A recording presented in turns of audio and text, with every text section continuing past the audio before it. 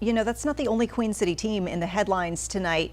You recall just a few weeks ago, workers were busy building the Panthers' new HQ in Rock Hill. And now they are gone, and half-built structure sits empty. And workers say they were told not to return after the project was paused. And then earlier this week, the agreement behind this whole complex was terminated. WCNC Charlotte's Indira Esquiva spoke to a subcontractor who says dozens of his workers are now out of a job. For months, hundreds of workers were working on this facility. Some of the material used is still out here. Well, I spoke to a subcontractor who didn't want to share his name, but told me he had to lay off workers because of this situation. People have to look for work again, have to start from the bottom. And it's not easy to go out there and look for work right now. And it is, but it ain't at the same time. So it's just hard. This subcontractor says he was hired to do work on the site, and he brought on about 45 workers to help him.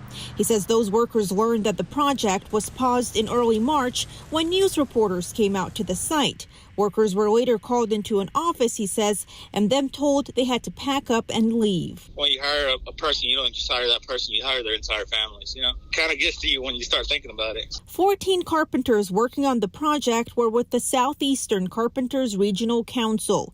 The company trains contractors and supplies manpower for projects. A representative for that company told me they chose to build a $6 million training facility in Charlotte, partly because of the Rock Hill Panthers project.